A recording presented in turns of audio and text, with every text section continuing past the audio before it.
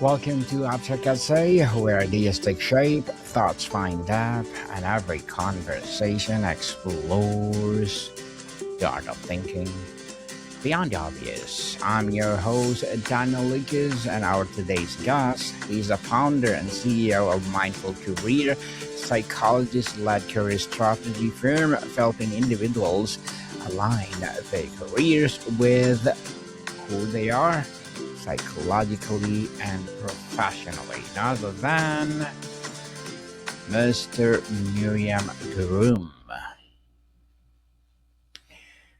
Welcome, Ms. Miriam on Abstract Essay. And can you please introduce more about yourself that I miss? Yeah, so I run a psychology-based career counseling firm. We have about 50 to 55 counselors across Canada and the US, and we help individuals align their career but from a psychological and behavioral profiling perspective. Interesting, Ms. Miriam. Here on Book 100 on Abstract Essay, as to say, we salute you, we celebrate you for sharing your knowledge and wisdom to us, as well to the world. Thank you. So today, let's talk about behavioral profiler and career therapies. You had what happened to be the perfect career and still burnout. What was the moment or realization that made you stop blaming yourself to start questioning the fate itself? Yeah, so um, there was a very internal process where I had to take some time off and really start discovering why I was feeling this way and why I kept on, putting so much on my plate and continued to be dissatisfied with work. And what I realized was that it was at the basis and the core issue was that I wasn't aligned psychologically to my role. So I was doing something that I wasn't my number one natural skill set. And also, the type of job. I was working for a company. I should have been an entrepreneur. I was working in a role that was very business oriented, that wasn't giving back. So that was another thing. So a lot of the stuff that I discovered was that people have a lot of dissatisfaction with their jobs and they burn out, not because they're doing too much, but they're doing too little of what really drives them and what they're meant to do. And so if they don't feed that wolf inside of them, they don't feed that skill set, they're going to end up feeling like their life doesn't matter, and they're going to end up feeling like they're just going through the motions, and that you know they're going to be bored with life and overly stressed. And the stress also comes from the fact that if you're doing something you're not naturally skilled at, it causes a lot of stress on your brain, because you're not developed in that part of your brain. So you're working 2 times as or 3 times as hard as somebody who has that natural skill set. So all of this relates back to alignment. So I figured this out for myself, and now I make it my mission in life to train psychologists on how to help other people find alignment and find their true calling. Thank you for sharing that mission to the world, Ms. Miriam. So, why do so many high achievers end up in careers that look right on paper but feel completely wrong in reality? What's driving that disconnect? The fact that most people don't do the work to figure out who they are and what their skill set and what they're meant to do and how that applies to the world of work. And it's normal because when we're kids and when we're in school, we're not taught to do this. We're taught to take the job that's going to be the highest paying, or the job, our parents push us into jobs, into being a doctor, being a lawyer, being an engineer, and things but not everybody is naturally skilled in those areas. And so what we should be doing at a young age is really understanding how our brain functions, what are skill sets, what are the things that we're better than anybody else at, and then activate those strengths in your job. And if you're older and you've never done this, like me when you were younger, it's not too late. You could still do that self exploration and then ensure that whether it be in your job or in your pastimes or in a podcast, let's say that you're doing, that you're activating your strengths and you're feeding that side of yourself. So it's really society has allowed a lot of people to just accept jobs because they're offered to them, or accept jobs because they pay well, or accept jobs because they're, societally appropriate. Like finance will make you money. Go be a doctor, go be a lawyer. So those are very specific strengths that require for people to be successful in those jobs. So instead of going job first, then I'll see how I fit the job. It's first, what are my strengths and what jobs fit me? What job fit me? That is a big question. Definitely, you've said you're not lost, you're misaligned. For someone who has been calling herself lost for years, what's the difference and why does that reframe matter? It's the reframe happens after people have the aha moment that they realize that the answers have always been within them. They just are disconnected from that truth because they've accepted a lot of jobs and a lot of things that have put walls up on who they really are inside. So the job isn't to make yourself better, it's to rediscover yourself. And that you're not trying to be better, you're not trying to increase your skill set, you're not trying to do. You actually have to do less and start realizing, how are you as a child? What are your natural skill sets? These are natural things that are in your brain chemistry. You're born that way. It's not things that you developed over time. And to stop listening necessarily to family and parents and all these things, to try to find an inner wisdom inside of yourself and be true to that. Now, the difference between being lost is just, we reframe this with a lot of the clients that come and call us, is they come to us saying, I'm very lost, but we educate them into what the real issue is and the core issue is. It's like when you go to the doctor and you think, oh, I have a cold, or oh, my leg is broken, or oh, this and that. But or I have a hernia, or I have a slip disc in my back. And then they end up doing an analysis and they said, you know what? Your right leg is actually shorter than your left leg. You've been walking slanted your entire life. Therefore, that's what's causing your back problems. And so this is, and then you're like, oh, okay. So I've been trying to fix my back when really I should be fixing this, which will then affect and make a solution to my back pain. It's a little bit of the same thing. We do a full analysis and we educate our clients on really understanding what the core issue of this is. They feel lost, but really at the core issue, it's a misalignment. So people are realizing this after they speak to us and they get an aha moment and they said, oh, okay, and is it too late for me to rediscover myself? And it's never too late. People are doing this at retirement age. People have maybe 4 kids at home, 3, and they've never had a chance to really focus on themselves. And so they come to us and we realign them. And it doesn't mean you have to start over. You have to go back to school. There's small adjustments that you can make in your life to make your job fit you a little bit more. And it isn't only your job, it's also your pastime. It's also the things that you do outside of work that really matter. People, it's never too late. Do the things that you like to do. And Ms. Miriam, you distinguish between burnout and true career misalignment. How can someone tell which one they're actually experiencing, and why does getting that diagnosis right change the solution? Everybody has a different theory on what burnout is happening from. Our lives are complicated as human beings, right? We have family issues, sometimes health issues, sometimes our parents are living with us. Sometimes we're dealing with somebody who's sick in the family. Sometimes there's a boss who doesn't align to your values and they're not communicating with you in an ethical or respectful manner. And sometimes your job is just not misaligned to you. So it's not every single person who's burnt out is misaligned in their job. You have to take an inventory of your life and really understand where the core issues are happening in your life. And sometimes the misalignment is in the job, but it's also in health. And it's also in, you have no time with your loved ones and you don't have any pastimes and you're not. So, people like to put things in big baskets. I specialize in career. So if you end up realizing that career is the place that you're misaligned, and it's really the tasks that you're doing every day are not fulfilling you, you're drudging through these tasks, that's not supposed to happen. If you want to take an inventory of whether it's career that you're misaligned to, that's probably leading to your burnout, is do a list of the things and the tasks that you do every day and take a journal for a week and then say, okay, I answered emails for 5 hours today. I coordinated meetings for an hour.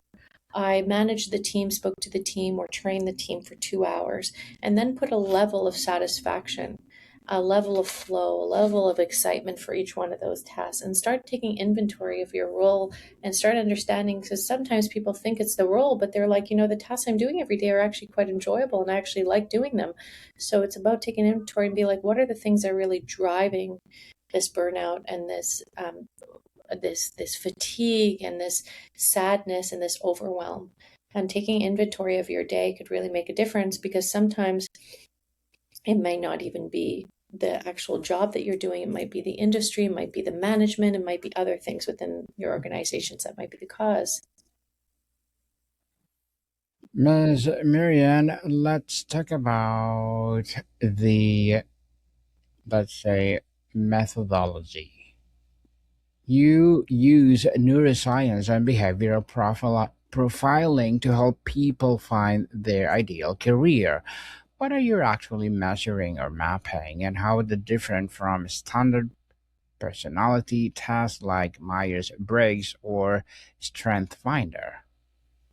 So we do assessments as well, but the big difference is that you're sitting with a behavioral profiler for 6 hours to 8 hours of time that's profiling you.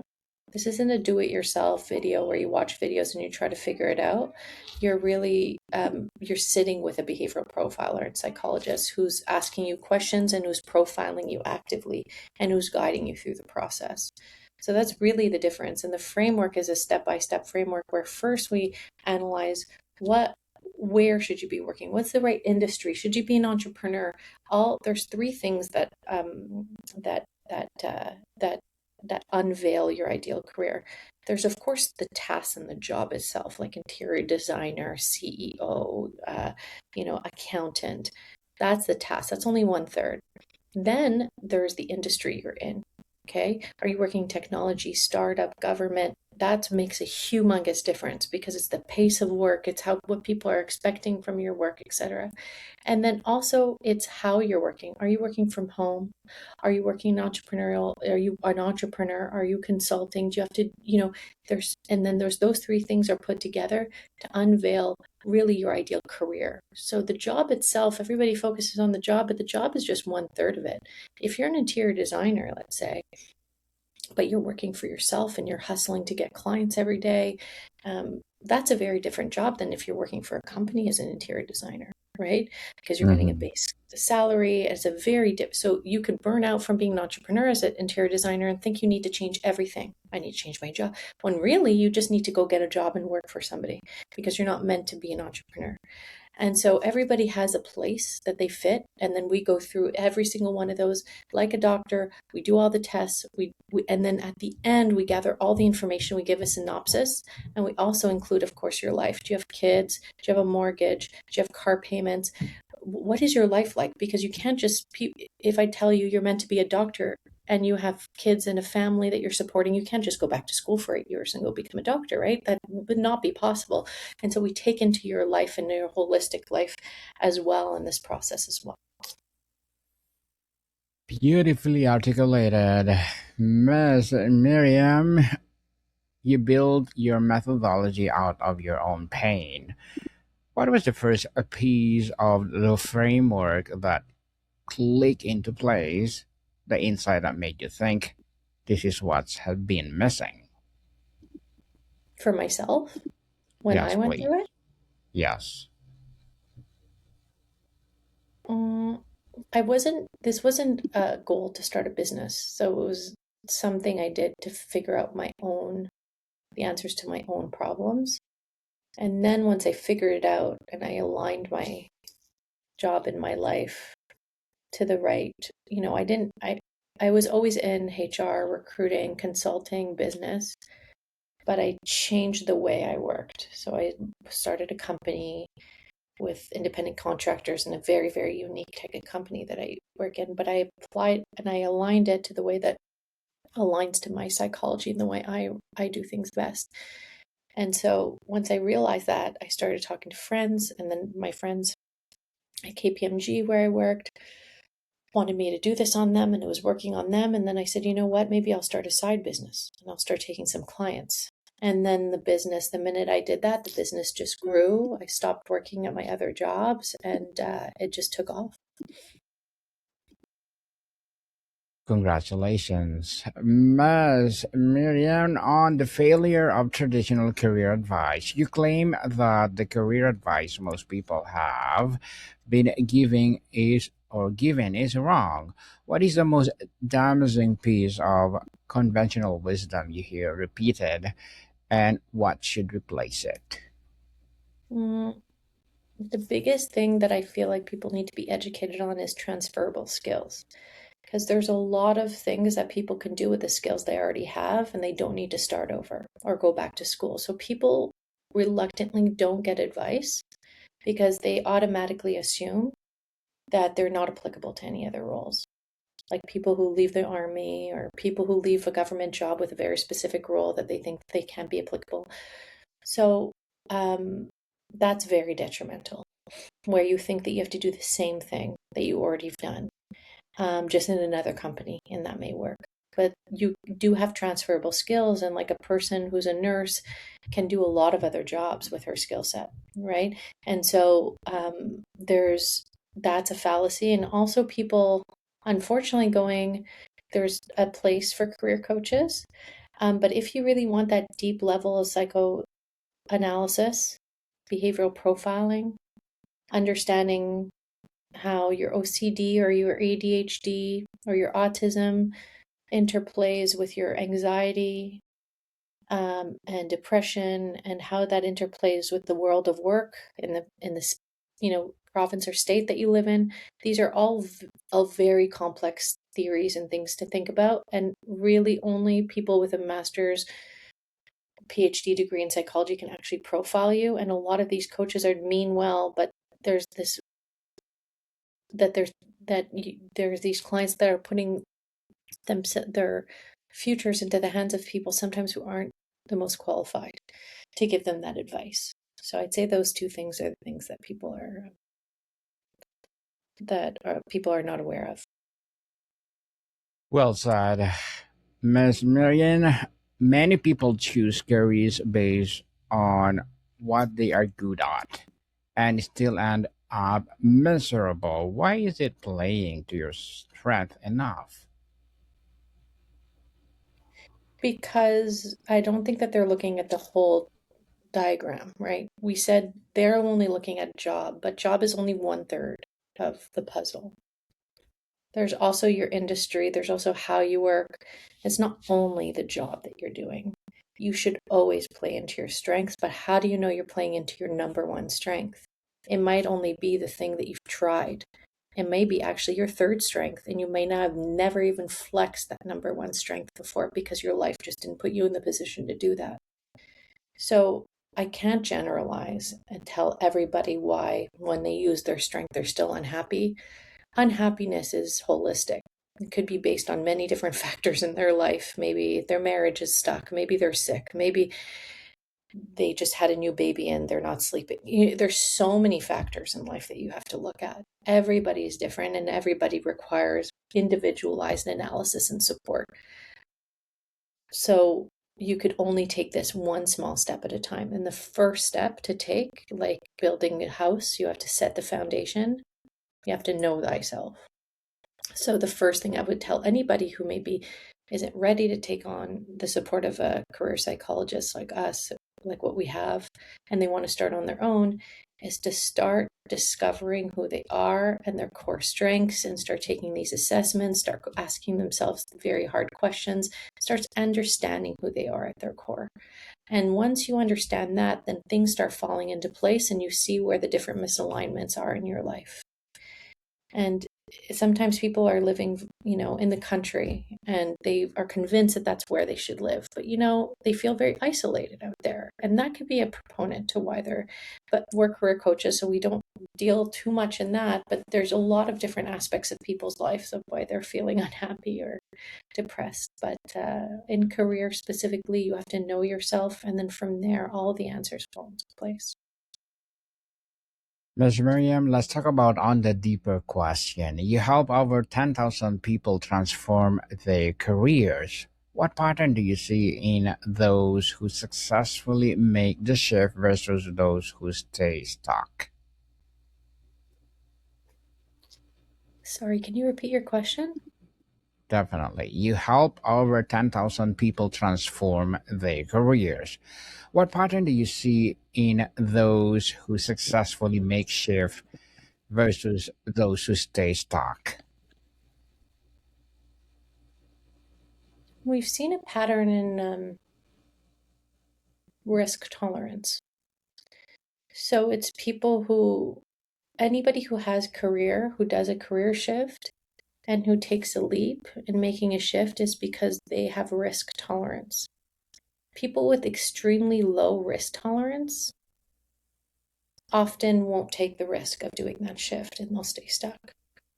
So it's about taking the leap and doing that change. It could be very, very small. It doesn't mean to be changing your job. It could be adding a pastime in woodworking because that's really your passion, right? I didn't leave my corporate job just like that. I started a side business and slowly felt more comfortable with it because I couldn't just leave my job. I needed to pay my mortgages and do all that type of thing.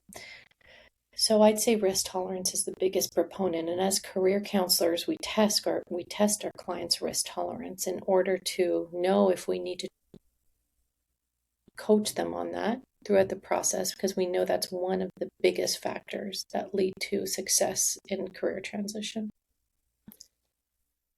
Very well said, Miss Miriam. And to wrap up our discussion for today, in a rapidly changing job market, how should professionals think differently about career strategy?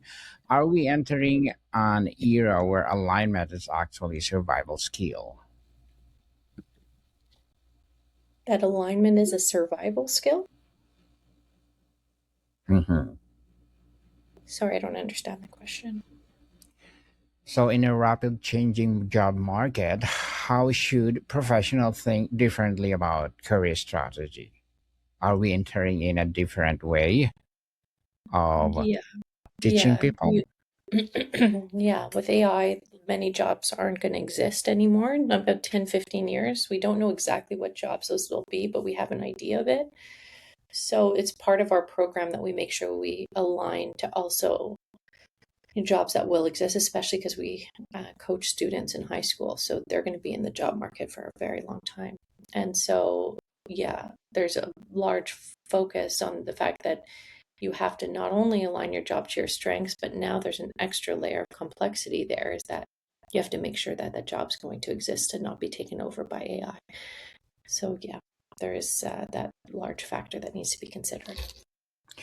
So, Ms. Marion, I will invite you again to please to come over to my coaching 101 and let's talk about your coaching journey. So, can you please invite the listeners to support your business, your projects, or anything you want to promote on Abstract Essay? Yeah, so we are Psychology Best Career Alignment. Come and see us and do a free intro call on mindfulcareer.ca or mindful-career.com in the US. And we see people across the world. And our programs are one-on-one, very focused, very individualized, very personalized. And you could always check me out on TikTok on Miriam_Groom or on Instagram on Miriam-career. Thank you very much. You're most welcome. And I have one more question before I will let you go. If someone listening knows deep down they are wrong career but is terrified to admit it because of what it might cost them, what would you say directly to that fear? You're, all it takes is one tiny little step. So whenever we're encountering anything that's fearful, just think of one tonight, just Googling a specific job, taking an online free assessment, and just take it one small step at a time. It doesn't need to be a complete transformation overnight or a complete change very quickly. It's about discovering yourself step by step. Ms. Miriam Groom, thank you so much for your time. Thank you. What you got, people? See you soon.